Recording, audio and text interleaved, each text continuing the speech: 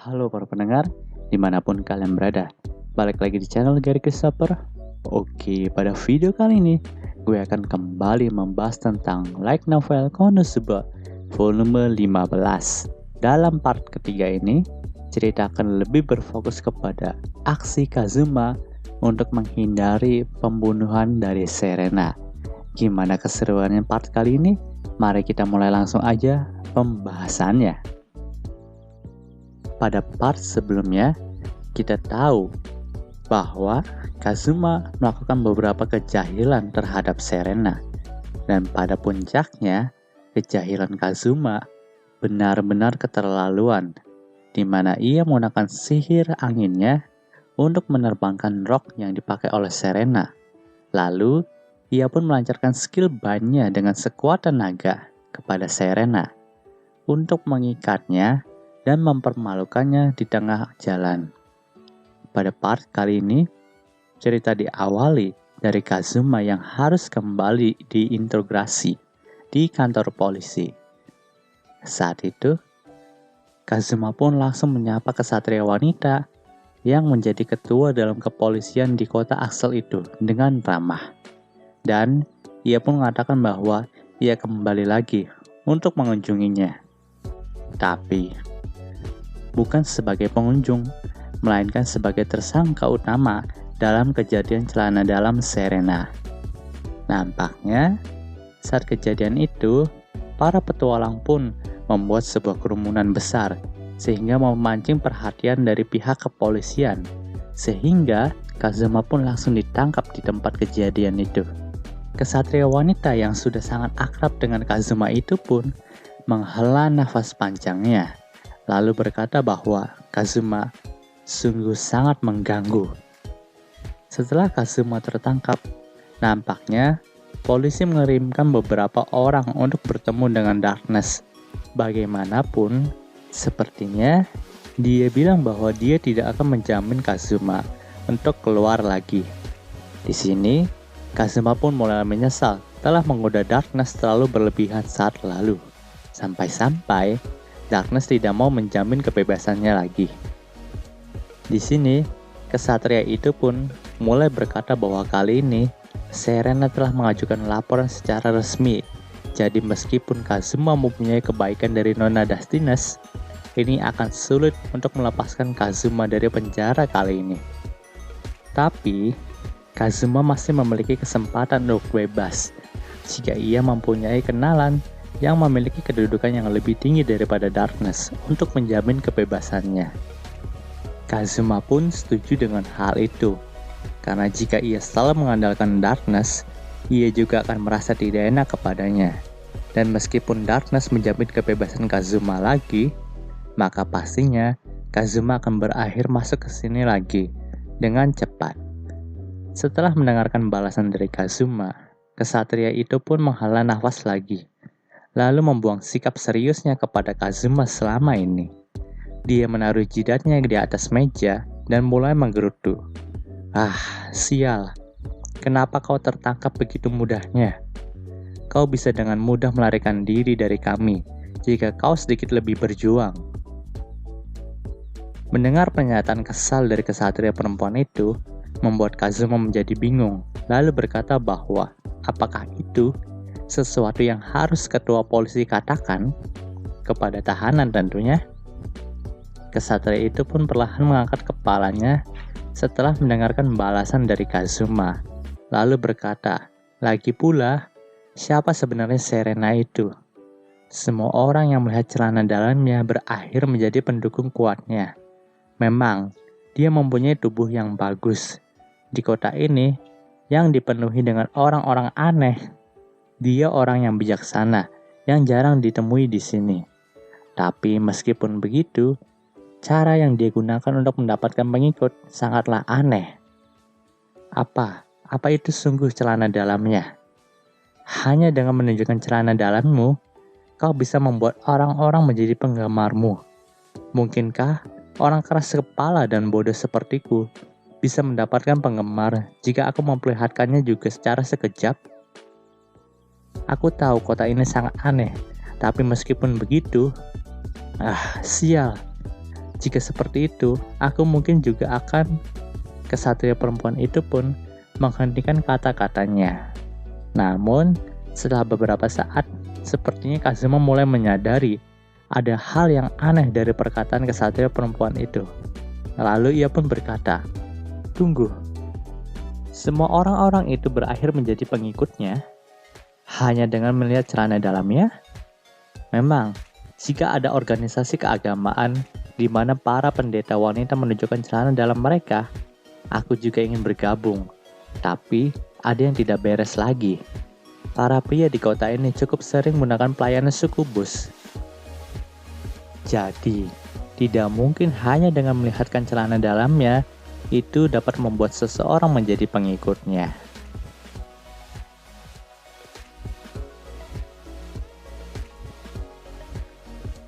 Ya, memang, itu adalah hal yang alami untuk bersyukur setelah melihat pemandangan indah itu. Tapi menjadi pengikutnya hanya karena kau melihat celana dalamnya itu merupakan sebuah kejanggalan yang teramat besar bagiku. Terjadi keheningan sejenak di ruangan interogasi itu. Tapi Kazuma pun langsung berkata bahwa, "Terima kasih, kau telah menyadarkanku." Kazuma pun berkata terima kasih kepada kesatria perempuan itu dan tentu saja membuat ia menjadi bingung. Tapi nampaknya Kazuma telah menyadari sesuatu yang besar dari kata-kata kesatria perempuan itu. Di sini, Kazuma pun mulai berkata dalam hatinya bahwa sesuatu menggangguku. Regina adalah dewi pembalasan. Petualang yang terluka parah saat lalu, dia berakhir bergabung dengan kelompok Serena setelah lukanya disembuhkan olehnya. Memang, itu hal yang alami untuk berakhir menjadi pengikutnya setelah disembuhkan dari luka yang parah itu. Bagaimanapun, kalau tidak salah, dia salah satu petualang yang dibangkitkan oleh Aqua saat lalu. Sikapnya sehari-hari tidak membuatnya menjadi dewi yang patut dipuja. Tapi, jika itu ada hubungannya dengan skill penyembuhan, Aqua seharusnya lebih dihormati. Itu terasa seperti aku hampir menyentuh jariku kepada sesuatu, tapi aku tidak bisa menyentuhnya. Yun pergi untuk berkonsultasi dengan Serena, tapi masalahnya tidak terselesaikan, dan dia masih sadar, dan tidak menjadi bonekanya. Dan orang-orang yang melihat celana dalam Serena, karena tindakanku berakhir menjadi pengikutnya. Dengan kata lain, lamunan Kazuma pun terhenti ketika kesatria perempuan itu mulai berkata-kata lagi. "Satodono, jangan hanya terdiam, jawablah pertanyaanku. Kau tahu tentang rahasia wanita itu kan? Ayolah, katakan saja." "Wah, kampret. Aku hampir mengetahuinya. Kenapa pula kau menggangguku di saat yang penting, dasar kesatria tidak laku?" Kazuma pun mengungkapkan kekesalannya kepada kesatria perempuan itu. Dan tidak mau kalah, kesatria perempuan itu juga berkata, "Ah, kau mengatakannya. Itu bukan seperti kami kesatria wanita tidak berpacaran karena kami tidak ingin. Mempunyai anak itu akan mengganggu misi kami. Jadi kami hanya menunggu seorang pria yang luar biasa yang akan mengerti. Jangan tutup telingamu, Satodono. Dengarkan aku. Dan jika kau ingin memanggilku tidak laku, setidaknya perkenalkan aku dengan seorang yang baik." Mengabaikan perkataan kesatria yang berteriak tentang sesuatu selagi menggoyangkan mejanya. Kazuma pun mencoba untuk kembali ke dalam pemikirannya. Untuk membuat Serena mengubah orang menjadi bonekanya, mereka harus merasa berterima kasih atau merasa seperti mereka berhutang kepadanya atau sesuatu semacam itu. Itu berarti untuk menghancurkan keadaan mereka, Aqua mungkin bisa menyelesaikannya dengan break spell-nya. Tapi, jika identitasnya terungkap saat melakukan itu akan menjadi jalan buntu bagi kami. Aku tidak bisa mengambil kesempatan itu. Tapi sebelum aku bisa fokus terhadap ini, setelah beberapa saat, membiarkan Kazuma melamun, kesatria itu pun mulai berkata lagi, "Satodono, aku tidak peduli dengan kepribadiannya selama dia mempunyai penghasilan. Hal yang terpenting adalah untuk bisa melakukan pekerjaan rumah. suami yang menjaga rumah itu lebih baik, selain mengucapkan aku mencintaimu setiap harinya. Tidak peduli dengan perkataan kesatria perempuan itu, Kazuma pun langsung mengajukan pertanyaan kalau ia membutuhkan bantuannya. Di sini, kesatria perempuan itu terlihat agak merasa jengkel kepada Kazuma karena Kazuma mengabaikan perkataannya. Tapi ia nampaknya mendengarkan Kazuma. Dan Kazuma pun berkata bahwa ia ingin mengirim surat kepada kenalannya di ibu kota dengan jasa pengiriman kilat tentunya. Panel cerita pun berpindah sehari setelah Kazuma mengirimkan surat itu kepada kenalannya di ibu kota. Di sini, kesatria itu mengucapkan perkataan yang sama saat Darkness pergi kepadanya beberapa hari yang lalu, selagi dia melepaskan Kazuma. Dan pada intinya, ia sangat kagum dengan koneksi yang dimiliki oleh Kazuma. Dan Kazuma merasa bahwa hal itu cukup mengagumkan, karena kepribadian kesatria perempuan itu langsung berubah dalam 1 hari saja. Kesatria itu pun juga seperti memberikan Kazuma semacam perlakuan khusus yang sama yang akan dia lakukan kepada bangsawan dengan kedudukan yang lebih tinggi. Ya, itu mungkin karena surat yang Kazuma kirim kepada kedua wanita itu di ibu kota. Dan kalian pasti tahulah siapa yang dimaksud oleh Kazuma ini. Yaps, Claire dan juga Rain. Di sini kesatria perempuan itu berkata bahwa aku tidak menyangka Sato sama tidak hanya memiliki hubungan dengan keluarga Dustiness, tapi juga dengan keluarga Symphonia. Dan karena itu, Claire sama memberikan instruksi secara detail untuk tidak memberikan pelanggaran apapun kepadamu. Ini pertama kalinya aku melihat hal itu terjadi. Yaps, Kazuma meminta bantuan dari Claire dan Ren untuk membebaskannya. Dan semenjak mereka berdua membalas surat itu, sikap kaku yang ditunjukkan kesatria itu pun menjadi menghilang seluruhnya. Dia juga menunjukkan senyuman yang menakjubkan selagi ia menjabat tangan dari Kazuma. Dan sepertinya dia terkesan bahwa Kazuma merupakan teman dekat dari Rain dan Claire. Di sini, dalam surat itu, Kazuma menulis bahwa ingatannya telah kembali, dan Kazuma akan segera membuat perhitungan atas kejadian yang waktu itu. Kejadian di mana ia telah dikirim secara paksa untuk pulang ke kota Axel, karena dianggap sebagai pengaruh buruk bagi Tuan Putri Iris. Jika kalian lupa dengan kejadian ini, kalian bisa nonton video pembahasan light novel Konosuba gue yang volume 10. Dan sebagai catatan tambahan, Kazuma juga menambahkan bahwa saat ini ia sedang berada dalam masalah dan ia berharap jika mereka bisa menyediakan dokumen dengan tanda tangan mereka di atasnya. Hanya itu. Dan saat ini Kazuma telah terbebaskan. Jadi nampaknya mereka setuju dengan untuk menjadi penjamin bagi Kazuma. Lalu Kazuma juga menanyakan keberadaan dari Claire dan Ren saat ini. Mendengar pertanyaan itu, kesatria itu pun menjawab bahwa Claire sama bilang dia akan pergi berlibur ke villa tersembunyi mulai hari ini. Jadi, dia tidak akan berada di ibu kota meskipun kau pergi ke sana. Rendono mengurus dokumen ini untuk membebaskanmu. Tetapi saat dia selesai, dia menggunakan sihir teleportnya dan menghilang entah kemana. Mendengar jawaban itu, Kazuma pun berkata dalam hatinya, "Oh, jadi mereka takut kepadaku ya?" Yaps, nampaknya Claire dan Ren takut dengan pembalasan dari Kazuma. Di sini Kazuma pun mengikuti kesatria itu ke pintu keluar kantor polisi. Para polisi yang lain memberikan rasa kekaguman mereka selagi Kazuma lewat. Dan kesatria wanita itu menaruh tangannya di belakang dan membusungkan dadanya dengan senyuman. Lalu, ia juga berkata bahwa Sato sama, mulai sekarang, kami akan pura-pura tidak melihat atas apapun yang terjadi di kota ini. Jadi, jangan ragu untuk menjahili atau menyelidiki apapun yang kau inginkan kepada pendeta itu. Setelah mendengar hal itu, Kazuma pun berterima kasih kepadanya.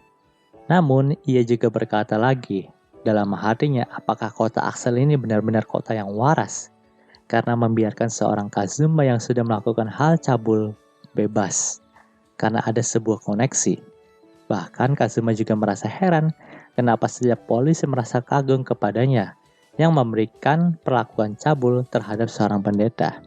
Lalu, dengan bangga kesatria perempuan itu pun berkata bahwa Kazuma, aku adalah Alorena, umurku 23 tahun, single, dan tipe yang berbakti. Dan cukup luar biasa saat pernyataan itu pun langsung dipotong oleh Kazuma yang berkata bahwa ya, aku harus pergi dari sini. Terima kasih atas keramahanmu. Aku akan membalasnya suatu saat nanti. Di sini Kazuma pun berkata lagi dalam hatinya bahwa ia merasakan perasaan yang sangat jelas bahwa tidak ada yang bagus ketika ia terus berada dalam kantor polisi itu. Jadi ia pun harus meninggalkan kantor polisi itu dengan segera mungkin. Setelah keluar dari kantor polisi, pandangan Kazuma pun merasa sedikit kabur akibat dari sinar matahari. Dan mungkin saja Kazuma sudah lama berada dalam ruangan yang gelap. Namun, pandangannya terarah kepada sosok Aqua yang telah berdiri di depan kantor polisi dan melambaikan tangannya ke arah Kazuma. Di sini Aqua juga tersenyum tulus kepada Kazuma dan membuat Kazuma menjadi sedikit senang kepada Aqua. Kazuma tidak menyangka bahwa Aqua bisa melakukan hal yang sefeminim itu kepadanya. Dengan hati yang tersenyum, Kazuma pun berjalan ke arah Aqua. Namun tiba-tiba saja, Aqua mengejek Kazuma karena sekarang Kazuma telah lebih banyak masuk penjara dibandingkan dengan Aqua. Dan di sini Aqua juga menyebut Kazuma sebagai sebutan nit kriminal. Setelah mendengarkan hal itu, ekspektasi Kazuma pun terhadap Aqua menjadi jatuh kembali dan malah ingin memukul kepala Aqua dengan pukulan yang sekeras mungkin. Tapi terlepas dari itu semua, di sini Kazuma pun heran kenapa Aqua bisa berada di sini. Karena memang seharusnya Aqua terkurung di dalam mansion. Mendengar hal itu, Aqua pun berkata bahwa ia menjebak Darkness dan Megumin dengan sihir pesta terbaiknya, sehingga mereka tidak bisa keluar dari mansion untuk sementara waktu. Mendengar hal itu, Kazuma pun hanya bisa terdiam. Tapi di sini, Kazuma pun berkata bahwa saat ini ia sangat lapar karena makanan yang disediakan oleh kantor polisi itu sangatlah sedikit. Jadi mereka berdua berniat untuk mencari restoran terdekat untuk makan di sana.